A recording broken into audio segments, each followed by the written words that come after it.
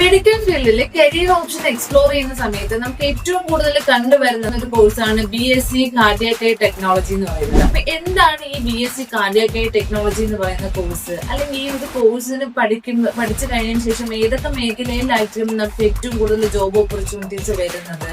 Salary packages ഒക്കെ എങ്ങനെയായിരിക്കും വരുന്നത്? ഇന്ത്യയിലും എബ്രോഡും വെച്ച് നോക്കുമ്പോഴത്തേക്കും സ്കോപ്പ് ഉണ്ടോ എന്നുള്ള കാര്യങ്ങളൊക്കെ കോമൺലി സ്റ്റുഡൻസിന്റെ ഇടയിൽ വരുന്ന ഒരു ഡൗട്ടാണ്. അപ്പൊ ഇന്നത്തെ വീഡിയോയിലൂടെ നമുക്ക് ഈ ഒരു ഡൗട്ട് എല്ലാം ക്ലിയർ ആക്കാനായിട്ട് നോക്കാം.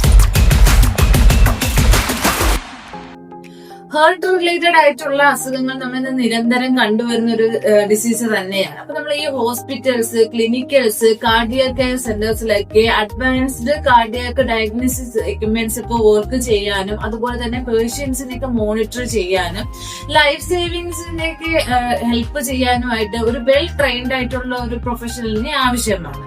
ബേസിക് കാർഡിയാക് പഠിച്ചൊരു സ്റ്റുഡന്റിന് ECG, എക്കോ കാർഡിയോഗ്രാഫ് പോലുള്ള അഡ്വാൻസ്ഡ് ഡയഗ്നോസ്റ്റിക് എക്യുപ്മെന്റ്സ് ഓപ്പറേറ്റ് ചെയ്യാനും കാർഡിയാക് ഫീസിബിലിറ്റി മനസ്സിലാക്കാനും അതുപോലെ കാർഡിയാക് ട്രീറ്റ്മെന്റിലൊക്കെ ഹെൽപ്പ് ചെയ്യാനും വെൽ ട്രെയിനിങ് ലഭിക്കുന്നുണ്ട്. സോ നേരത്തെ പറഞ്ഞ പോലെ തന്നെ ഹോസ്പിറ്റൽസ്, ക്ലിനിക്കൽസ്, അതുപോലെ കാർഡിയാക് കെയർ സെന്റേഴ്സ്, റിസർച്ച് ലാബ്സിലൊക്കെ ഹൈലി ഡിമാൻഡ് ആയിട്ടുള്ള പോസ്റ്റിൽ തന്നെ നിങ്ങൾക്ക് വർക്ക് ചെയ്യാവുന്നതാണ്.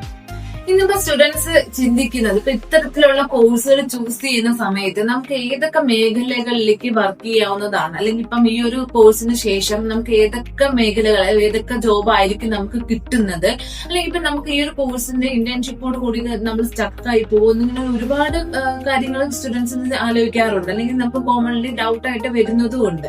നമുക്ക് എങ്ങനെയല്ല ഈ ഒരു കോഴ്സിന് ശേഷം നമുക്ക് ഒരുപാട്, അതായത് അത്രയും സ്കിൽഡ് ആയിട്ടുള്ള ഒരുപാട് സ്റ്റുഡൻസിൽ നിന്ന് ഒരുപാട് ജോബ് കിട്ടുന്നു. ഇപ്പം കാർഡിയാക് ടെക്നീഷ്യൻ ആയിട്ട്, അല്ലെങ്കിൽ ECG ടെക്നീഷ്യൻ ആയിട്ട്, കാർഡിയാക് നഴ്സ് അസിസ്റ്റന്റ് ആയിട്ട്, അതുപോലെ തന്നെ റിസർച്ച് അസിസ്റ്റന്റ് ഇൻ കാർഡിയാക്, അങ്ങനെ തുടങ്ങിയ നിരവധി മേഖലകളിൽ സ്റ്റുഡൻസിൽ നിന്ന് വർക്ക് ചെയ്യാവുന്നതാണ്. 4 year ഡ്യൂറേഷൻ വരുന്ന ഈ ഒരു കോഴ്സ് പഠിച്ചിറങ്ങുന്ന സമയത്ത് നമുക്ക് വരുന്ന സാലറി പാക്കേജസ് ഇന്ത്യയിൽ ആസ് എ ഫ്രഷർ നമുക്ക് 3 to 5 LPA ആണ്. എക്സ്പീരിയൻസ്ഡ് ആയിട്ടുള്ള ആൾക്കാണെങ്കിൽ 6 to 10 LPA കിട്ടുന്നുണ്ട്. എബ്രോഡ് UAE, UK പോലുള്ള കൺട്രീസിലൊക്കെ ആണെന്നുണ്ടെങ്കിൽ നമുക്ക് 15 to 30 lakh LPA ആണ് നമുക്ക് വരുന്നത്.